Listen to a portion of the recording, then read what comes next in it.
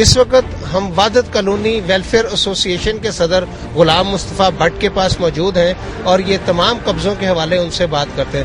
But صاحب، پہلے تو یہ بتائیے گا کہ آپ یہاں پر اتنے عرصے سے صدر ہیں اور بار بار منتخب ہوتے ہیں، لیکن ان کالونیوں میں جی او آرز میں جو لوگوں نے ناجائز قبضے کر رکھے ہیں، مارکیٹیں بنا رکھی ہیں، دکانیں بنا رکھی ہیں، اور اس سے تو آپ لوگوں کو نقصان نہیں ہو رہا؟ اس پہ سب سے پہلے تو میں آپ کا شکریہ ادا کرتا ہوں کہ آپ نے کچھ کالونی سرکاری ملازمین کے گھروں کے طرف تو جو گورنمنٹ کی دلوانی ہے، اس پہ سب سے بڑی ایک بدقسمتی ہے۔ یہ ایشیا کی نمبر 1 کالونی ہے۔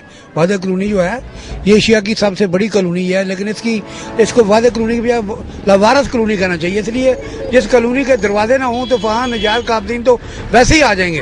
اب جہاں دیکھیں 2 مارکیٹ ہیں، وہ آج تک کسی نے اس کی نیلامی نہیں کی، نہ ہونے کی وجہ سے ان کے ساتھ پرائیویٹ مارکیٹیں بن گئی ہیں، اور وہ جو سرکاری مارکیٹیں وہ تو بالکل نکارہ ہو گئی ہیں، نہ ہی ان کی کبھی نیلامی ہوئی ہے۔ لیکن آپ یہاں دیکھیں سرکاری مارکیٹ جو ہے اس میں کتنی دکانیں بٹ صاحب؟ اس میں کم از کم میرا حال ہے کوئی 60 دکانیں ہیں دونوں مارکیٹوں میں۔ اچھا۔ اور بدقسمتی یہ ہم نے دکانوں کو کہا تھا کہ اگر نہیں چلتی تو اس میں بینک بنا دیں، کیونکہ سرکاری ملازمین جو ریٹائر ہوتے ہیں ان کے لیے یہاں کوئی بینک نہیں ہے، اور نہ ہی کوئی ڈاک خانہ ہے، نہ ہی کوئی ایسی فیسلٹی ہے جیسے کوئی ملازمین اس کا فائدہ اٹھا دیں۔ دوسرے نمبر پہ اب یہاں دیکھیں 4 کچی آبادیاں بن گئی ہیں سرکاری کالونی کے اندر ہی۔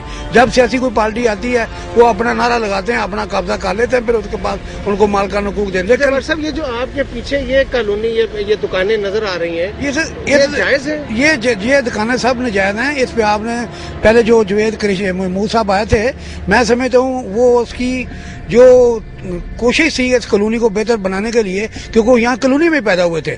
جوید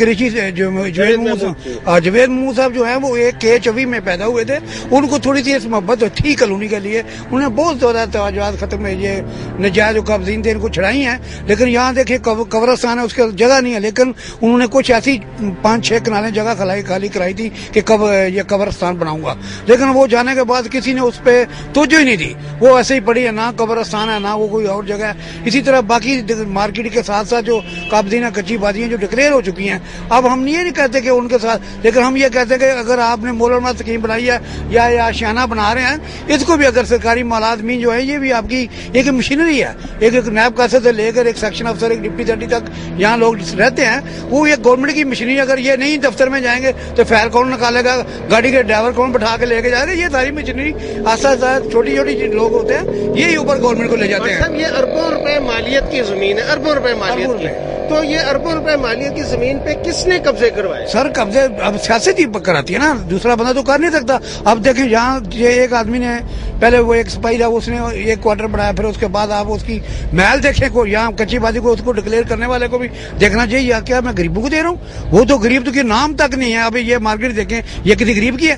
یہ کون سا کچی بادی ہے؟ یہ کون سا یہ مسئلہ ہے؟ یہ پوری مارکیٹ جو ہے یہ ہائی کورٹ سے اس کا فیصلہ ہوا تھا کہ یہ کمرشل استعمال نہیں کرے گا، اس کے کاغذ ابھی بھی وہی ہیں، لیکن یہاں کیونکہ پوچھنے والا کوئی نہیں ہے، ہم بھی کیونکہ سرکاری ملازم ان کا مقابلہ نہیں کر سکتے، یہ گورنمنٹ ہی ان کا کوئی مقابلہ کرتی ہے۔ چیف سیکرٹری جاوید محمود نے تو باقاعدہ طور پہ مجھے اسٹیٹ بھیجے تھے، اس کی چوکنگ انہوں نے کی تھی، اور اس کے بعد اس پہ جو ڈاکٹر طفیل صدیقی صاحب تھے جو ان کے چیئرمین مقررہ کیے ہوئے تھے، ان کی بھی کافی انہوں نے کوشش کی، قبرستان کے لیے جگہ بھی بنائی۔ پھر یہاں ایک ٹال ہے، اس کے BM بلاک ہے، چھوٹا سا بلاک، اس کا پارک ہے، اس کے اوپر ٹال قبضہ کی اور 65,000 روپے میں وہ بیچ کر چلا گیا۔ لیکن ٹال پہ بھی قبضہ ہے، وہ بھی ناجائز ہے۔ اور بتائیے یہ سارا جب تک بلڈنگ ڈپارٹمنٹ والے ہیں، یہ سارے بلڈنگ ڈپارٹمنٹ کرواتی ہے، اگر ان کی مرضی نہ ہو تو کوئی ٹوٹی بھی باہر نہ لگائے۔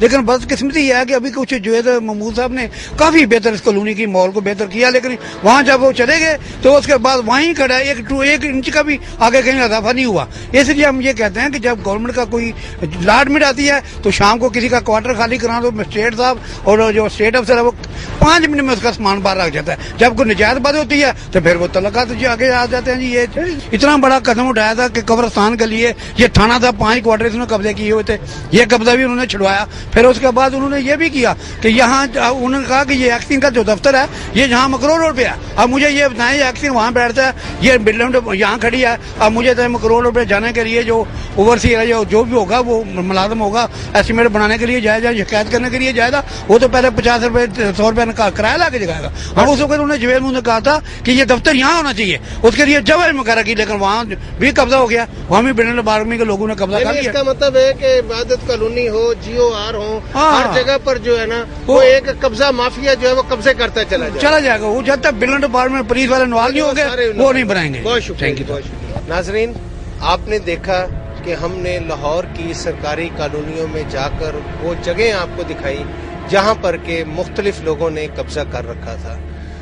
यहाँ पर ये देखिएगा कि हुकूमत पंजाब जो है उसकी पूरी कोशिश है कि वो कब्जा ग्रुपों से इन जगहों को खाली करा ले, लेकिन हुकूमत क्यों कामयाब नहीं हो सकी? इसके पीछे क्या वजूहात हैं? कौन लोग हैं जो इसमें मुलव्वस हैं? शायद वो लोग इतने ताकतवर हैं कि उनको रोकने के लिए कानून भी बेबस नजर आता है। नाज़रीन, हमने जहां GORs को देखा और वहां पर किए गए कब्जे आपको दिखाए, वहां पर हमने लाहौर की सबसे बड़ी इबादत कॉलोनी भी आपको दिखाई जहां पर मुख्तलिफ लोगों ने कब्जे करके मार्केटें बना रखी हैं, कब्रों पे कब्जे कर रखे हैं, मुख्तलिफ जगहों पे टाल बना रखे हैं, अकेडमियां कायम कर रखी हैं। लेकिन ये किसकी मिली भगत से कायम हुई?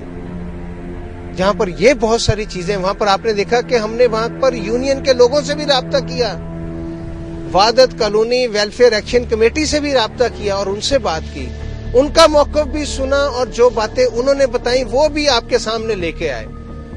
ये तमाम के तमाम लोग जो हमें यूनियन के मिले, उन सब का एक ही मौक़िफ़ था कि हुकूमत को अपनी अव्वलीन तरजीह इस बात पे देनी चाहिए कि ये जो कब्जे करके लोगों ने कोठियां बड़ी बड़ी बना रखी हैं, करोड़ों रुपए मालियत की ये जगह हैं जिन पे ये आलीशान महल खड़े किए हुए, इनसे और करोड़ों रुपए मालियत की जगह पे जो मार्केटें बना रखी हैं, उन कब्जा ग्रुपों से हुकूमत को चाहिए कि वो जगह खाली कराए। और इसके साथ वहदत कॉलोनी वालों का सबसे ज्यादा अहम तरीन मसला जो था वो था कि ये सरकारी घर जो कि मिट्टी से बनाए गए हैं और जिनको बनाए हुए सैकड़ों साल हो गए हैं, इन घरों को इन्हीं सरकारी मुलाजमीन से पैसे लेकर, इनकी तनख्वाहों से कटौती करके इन लोगों को दे दिए जाए ताकि इनके पास सर छुपाने की जगह बन सके। ये लोग जिनकी बेटियां जवान घरों में बैठी हैं, जब रिटायर हो जाते हैं तो रिटायरमेंट की रकम से ये सोचते हैं कि क्या हम इन घरों से निकलने के बाद अपनी रिटायरमेंट के पैसों से अपनी बच्चियों के हाथ पीले करें या सर छुपाने के लिए कोई जगह लें।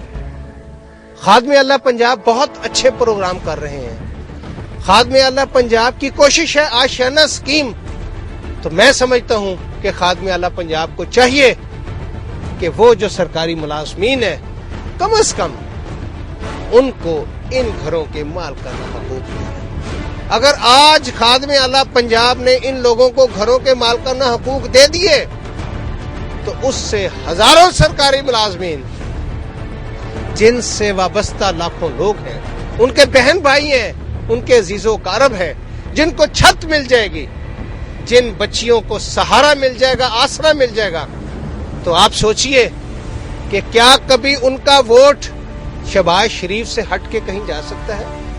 नहीं। जिनको सर पे छत मिल जाएगी वो वोट डालेंगे तो सिर्फ शहबाज शरीफ को।